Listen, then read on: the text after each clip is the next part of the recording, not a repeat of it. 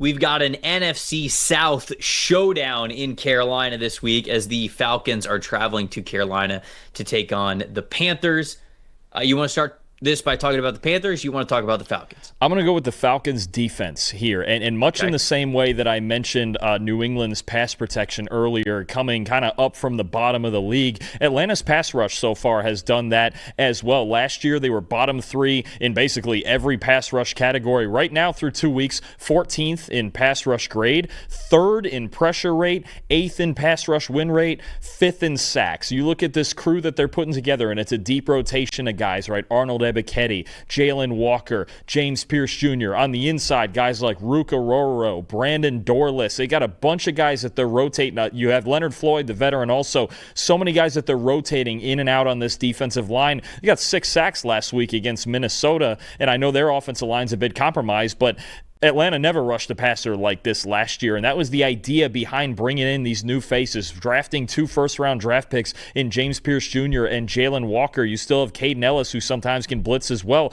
I think you're talking about a Falcons pass rush that so far looks improved, and they have a very good matchup in this game against a Carolina team that's not pass protecting well and just had 2 of their offensive line starters, Austin Corbett and Robert Hunt, both go on IR. You're going to get Cade Mays and Chandler Zavala at center and right guard, along with the rest of that group that's kind of struggling right now. So I think if the Falcons pass rush plays the way it's played the first 2 weeks, which may be something closer to above average than elite even, it's way better than they had last year. And you can see the athleticism, you can see the speed, especially of Walker and Pierce being a problem, especially if a quarterback holds the ball too long.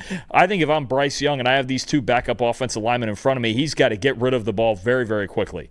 Yeah, from my talking point here, it's 2 different ways to talk about how much I think that Carolina is struggling right now at the linebacker level. Overall, when it comes to their linebackers just covering running backs, which is often a coverage assignment of linebackers out of the backfield, they have a 41.2 coverage grade.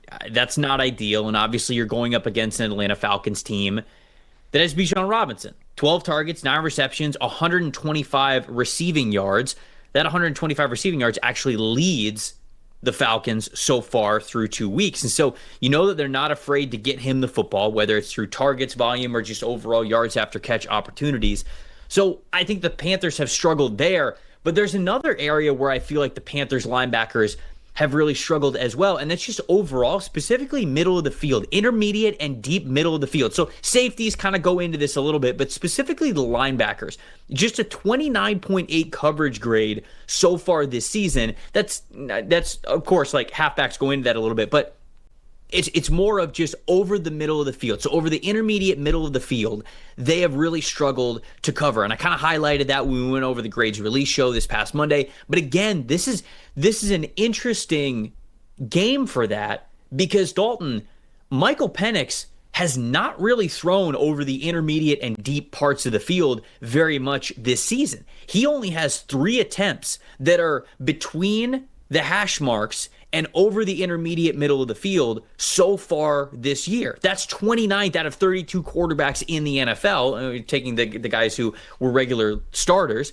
So he just does not do it very often, or at least he has not done it very much so far this season. That's an area where Carolina is weak. Their safeties, their linebackers in coverage. Do the Falcons switch it up a little bit and actually attack that weak point in Carolina's defense? Or do they just continue to say, no, we're still going to, at the numbers or outside the numbers, that's where we really want to live, and obviously swing passes, things like that out of the backfield to Robinson.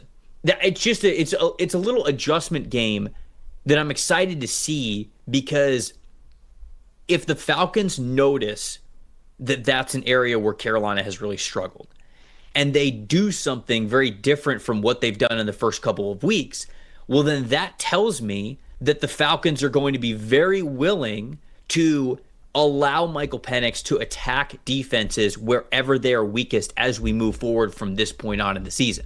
But if they don't attack the middle of the field, then maybe we have to think to ourselves, does Penix just not like doing this?